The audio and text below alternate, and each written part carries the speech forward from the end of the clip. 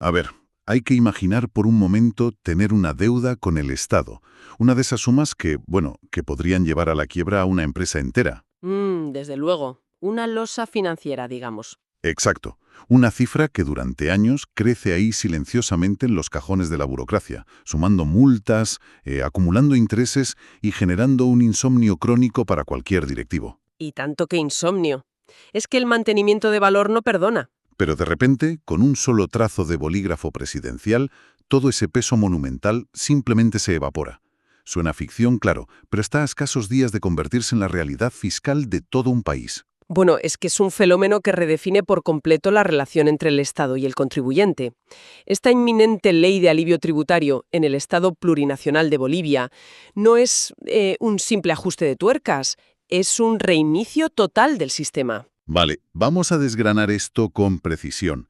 Nuestro análisis a fondo de hoy se centra en esta normativa que, fíjate, ya ha sido sancionada por la Asamblea Legislativa Plurinacional el 14 de mayo de 2026. Sí, y ese es un detalle importantísimo para quien nos escucha. Claro, porque el dato crítico que otorga a nuestra exploración un sentido de urgencia absoluta es que el documento está esperando en un escritorio, o sea, aún no ha sido promulgado, pero se da por hecho que el presidente Rodrigo Paz estampará su firma en los próximos días. El cronómetro está a punto de activarse. Y el tiempo vuela. Al revisar los apuntes técnicos aportados por firmas legales especializadas, como el análisis estructurado por Durán y Ruiz, queda claro que interpretar esta ley es solo el primer paso. El reto de verdad es ejecutarla. Entiendo. Eso es. El documento legislativo plantea un escenario donde la teoría legal choca de frente con la viabilidad financiera real. Lo fascinante aquí es que, para entender la magnitud de este evento, resulta indispensable identificar primero a quién va dirigido este mecanismo.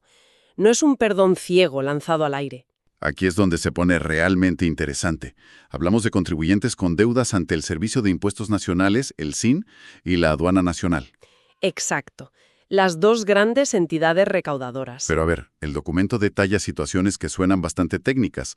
Menciona a sujetos con procesos de determinación de oficio y nombra cosas como una vista de cargo, una resolución determinativa o un título de ejecución tributaria. Son términos que asustan un poco al leerlos de golpe. Podemos traducir esto. Básicamente estamos hablando de los diferentes niveles de agresividad con los que el Estado intenta cobrar una deuda. Pues esa es una forma muy gráfica y muy precisa de verlo. Fíjate, cuando el fisco detecta una irregularidad, no embarga las cuentas al día siguiente. Claro, hay un proceso previo. Eso es. Sigue un protocolo. La vista de cargo es, por así decirlo, el primer aviso formal. Es el Estado diciendo, oye, hemos revisado los números y creemos que falta este dinero. Ya. ¿Y si no se hace caso a ese aviso? Si no se resuelve, la situación escala a una resolución determinativa, donde la deuda ya adquiere una firmeza jurídica mucho mayor. Y bueno, el título de ejecución tributaria es la fase final. Madre mía, la fase donde ya te toca en el bolsillo de verdad. Exactamente. Ahí la Administración ya tiene la potestad para actuar contra el patrimonio. Pues bien, la ley ampara a quienes se encuentren en cualquiera de estas etapas. O sea, cubre a quien acaba de recibir el primer aviso y a quien está a 1 milímetro de ver sus cuentas congeladas. Pero el paraguas es aún más amplio, ¿no? Mucho más amplio. Sí, porque los textos indican que también beneficia a quienes tienen declaraciones juradas pendientes, a quienes nunca las presentaron o a los que, bueno, se equivocaron al rellenarlas. Incluso a los que intentaron pagar y no pudieron. Exacto, los que tenían facilidades de pago y fracasaron. O los que están en plena batalla judicial, siempre y cuando el Estado no haya rematado ya sus bienes. Vamos, que es casi universal. Bueno, universal hasta cierto punto. Aquí es donde el legislador impone un límite drástico. A ver, Claro, para evitar que este alivio se convierta en un paraíso para la evasión histórica a gran escala, la norma establece una condonación total para periodos anteriores a 2018. Pero hay una barrera. ¿cuál es esa barrera? Porque si alguien debe una cantidad astronómica desde hace décadas, ¿también se le perdona todo o hay un límite para los grandes deudores? Pues precisamente hay un límite muy claro. Este perdón absoluto no alcanza a quienes tengan un tributo omitido acumulado al 31 de diciembre de 2017 que sea igual o superior a 10 millones de bolivianos. 10 millones. Vale, es una frontera clarísima. Sí, es una línea roja. Es una forma de decir, se ofrece un salvavidas a la pequeña y mediana empresa que tropezó con la burocracia, pero si la omisión supera los 10 millones, las reglas son otras. Es lógico ponerle un candado a los grandes evasores. Es una medida de protección fiscal básica. Pero claro, eso nos deja con un vacío interesante. ¿Qué pasa con los años más recientes? Años donde el impago no fue necesariamente por negligencia, sino, bueno, por un colapso económico externo. Imagino que la ley no puede tratar el año 2020 con la misma dureza. El 2020. El tratamiento de ese año es quizás uno de los aspectos más reveladores de la filosofía de esta ley. Claro, el año de la pandemia. Exacto. Para la gestión 2020 se establece una condonación absoluta de deudas y multas, tanto por delitos como por contravenciones. Y el detalle crucial, que es una maravilla para muchos, es que se hace independientemente del monto. O sea, la barrera de los 10 millones desaparece por completo para ese año. Por completo. Es un perdón universal y sin condiciones de importe para 2020. Es un reconocimiento legislativo de una anomalía global. Todo se paralizó. Exigir multas por un año donde la actividad comercial estuvo en coma sería asfixiar a un tejido empresarial que aún intenta sobrevivir. Totalmente de acuerdo. Pero si avanzamos en la línea de tiempo de los documentos, entramos en el bloque que va desde 2018 hasta el 31 de diciembre de 2025. Aquí ya no se habla de una condonación total, sino de una regularización. Sí, el término cambia, porque la mecánica cambia.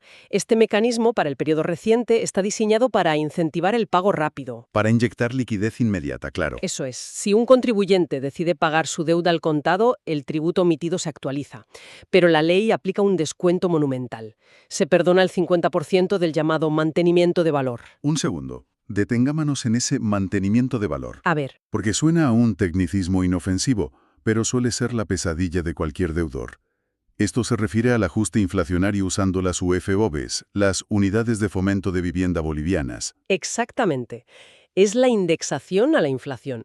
Básicamente, el mecanismo que hace que una deuda crezca silenciosamente día tras día, simplemente para empatar con la inflación. Así es. Actúa como un multiplicador silencioso y constante. Una deuda que originalmente parecía manejable, pues puede duplicarse o triplicarse en unos años solo por el efecto de estas UFVs. Una salvajada, la verdad. Es que al perdonar la mitad de esta actualización y eliminar de un plumazo todos los intereses y las multas, el Estado hace un sacrificio financiero masivo. Pero prefiere tener el dinero en mano ya, entiendo. Claro, el gobierno prefiere ingresar un porcentaje menor, ahora mismo, al contado, que mantener un derecho de cobro gigantesco, pero incobrable, atascado en tribunales durante otra década. Es pragmatismo puro, cambiar el castigo por la recaudación. Pero seamos realistas. Plantear un pago al contado para deudas acumuladas durante años es ilusorio para muchísimas empresas. Para la mayoría, me atrevería a decir. Reunir ese capital de golpe puede significar detener operaciones o despedir personal. La ley contempla facilidades de pago de hasta 36 cuotas mensuales. Sí, existe esa opción. En este escenario, el tributo se actualiza, pero se mantiene la condonación de intereses y multas. A simple vista, parecía la solución perfecta. Pero un momento, 36 meses es una eternidad. Si una empresa se acoge a este plan y en la cuota 35 se queda sin liquidez, me refiero a que si falla, al final, ¿la ley es comprensiva o este alivio es un espejismo peligroso? Es un campo minado absoluto. Y hay que tener muchísimo cuidado. La redacción de la ley es implacable respecto a las facilidades de pago. ¿No hay margen de error? Ninguno. El incumplimiento de las cuotas da lugar a la pérdida inmediata de todos los beneficios. No hay puntos intermedios. Madre mía. ¿Y qué pasa entonces? Pues que si se falla en el tramo final, el saldo pendiente se recalcula utilizando la normativa antigua, sumando nuevamente todas las multas y recargos que se creían perdonados. Un salto sin red. Si te comprometes a pagar a plazos, debes tener una certeza absoluta sobre el flujo de caja. Absoluta. Lo cual nos lleva a un escenario muy de la calle. ¿Qué sucede con aquel contribuyente que, actuando de buena fe, ya hizo el esfuerzo de pagar el tributo y los intereses hace meses, pero hoy en día todavía debe las multas? El que se adelantó. Claro. Se queda fuera de la fiesta por haber sido responsable antes de tiempo, mientras que el que no pagó nada recibe ahora un descuento masivo. Si conectamos esto con el panorama general, el legislador ha previsto esa posible injusticia. Menos mal. Sí, fíjate, el artículo segundo especifica que a los sujetos pasivos que ya tengan pagado el tributo y los intereses y que adeuden únicamente multas, se les condonan esas multas de forma íntegra. O sea, un perdón total de la multa residual. Exacto, es un intento de premiar retrospectivamente, o al menos no castigar, a quienes intentaron sanear su situación antes. Evita ese mensaje perverso de que retrasar el pago hasta el límite es la mejor estrategia. Menos mal, porque sería un incentivo nefasto para quien nos escuche y tiene un negocio. Ahora bien, parece que estamos hablando solo de limpiar el historial hacia atrás, de vaciar los archivos. Pero los documentos muestran que esta ley también modifica estructuralmente el futuro. Y de una manera muy profunda. Limpiar el historial y acortar los tiempos de fiscalización a futuro es como llevar el coche al taller para que le perdonen una multa antigua y salir de allí con un motor completamente nuevo. Me gusta mucho esa analogía. Sí, es que no es solo un parche, funcionan con otras reglas. Esa metáfora del motor nuevo ilustra perfectamente lo que ocurre con las disposiciones adicionales. La modificación más sísmica afecta al artículo 59 del Código Tributario, referente a la prescripción. Los famosos plazos para que el Estado te reclame. Eso es. Históricamente, estos plazos han sido larguísimos, llegando a ser de 8 años o más en la práctica. Bueno, pues con esta nueva redacción, las facultades de la Administración para controlar e investigar prescribirán a los 4 años. 4 años. Pasar a 4 años es un cambio de paradigma brutal. Esto obliga a la maquinaria del Estado a ser infinitamente más ágil. Y reduce la incertidumbre empresarial. Claro, ya no pueden dejar un expediente en un cajón durante un lustro. Inyecta una certidumbre jurídica invaluable. Saber que después de 4 años un ejercicio queda cerrado es fundamental para planificar. Y hay más. La facultad para ejecutar sanciones impuestas ahora prescribe a los 2 años. Aún más corto. Sí, aunque hay una salvedad lógica. Este plazo de 4 años se amplía en 2 más si el contribuyente no se inscribe en los registros o si opera en la economía informal. Un empujón hacia la formalización, que claro. Exacto. Pero la cirugía legislativa sigue. También hay cambios en la base imponible del IVA. Ah, cierto. Y aquí es donde las empresas tendrán que reprogramar la contabilidad. El texto aclara que bonificaciones o descuentos quedan fuera, pero establece tajantemente que los gastos financieros sí integran el precio neto gravado, aunque se facturen por separado. Así es. Hay que pensar en esto. Si una empresa vende maquinaria a crédito, el interés de esa financiación ahora lleva IVA. ¿Cómo altera esto el mercado? Pues fuerza una revisión completa de los márgenes. Antes, separar el producto de la financiación optimizaba la carga fiscal. Ahora, al consolidar los gastos financieros, el Estado asegura recaudar sobre el valor real. O absorbes el coste o lo subes al cliente. Exacto. Y por añadir un detalle, también se actualiza la ley sobre el impuesto al juego, abarcando a quienes operan en entornos digitales. Vamos, que es una reconfiguración total. Y esto nos lleva a la gran pregunta. Tenemos deudas perdonadas, tiempos reducidos, nuevas reglas del IVA. Todo suena magnífico, pero el reloj está a punto de ponerse en marcha. Sí, ese reloj no perdona. En cuanto el presidente Rodrigo Paz estampe su firma, se activa un plazo estricto de 120 días calendario. 120 días es un suspiro en términos corporativos, ¿eh? Totalmente. Hay una cláusula para ampliarlo hasta finales de 2026, pero basar tu estrategia financiera en la esperanza de una prórroga es temerario. Entonces, ¿qué significa todo esto? Que alguien podría pensar, solo tengo que entrar a la web de impuestos y hacer clic en aceptar y ya está. Ojalá fuera tan sencillo. Claro, pero un simple clic sin retirar antes una impugnación judicial o sin calcular bien el flujo de caja podría hacer que el remedio sea peor que la enfermedad, ¿verdad? Absolutamente. Y hablemos de los que están en plena impugnación judicial.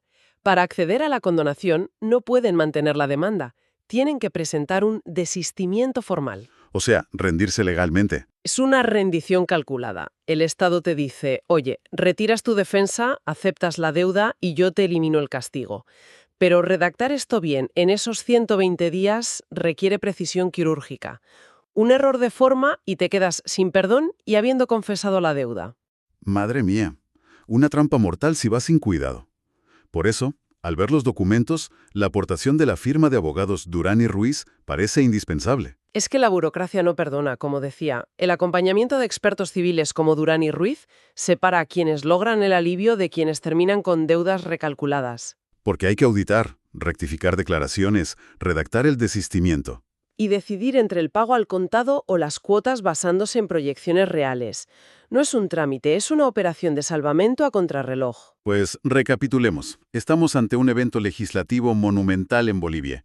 En cuanto el presidente Rodrigo Paz firme, se activa ese reloj de 120 días. Ofrece condonaciones totales para 2020, perdones históricos antes de 2018 y un cambio drástico a prescripciones de 4 años. Un terreno de juego muy diferente. Pero que requiere pericia legal como la de Durán y Ruiz para no tropezar. Y para cerrar, toda esta reestructuración deja una reflexión en el aire. Si el Estado perdona de manera tan masiva el incumplimiento pasado, ¿qué mensaje se manda al mercado? Esto plantea una pregunta importante sobre la psicología económica. ¿Fomentará por fin una cultura de cumplimiento, con reglas más claras? ¿O sembrará la semilla para que algunos decidan no pagar, esperando pacientemente el próximo gran alivio tributario dentro de 10 años? Es una incógnita fascinante que dejamos para quien nos escucha. Ha sido una exploración intensa. Hasta el próximo análisis a fondo.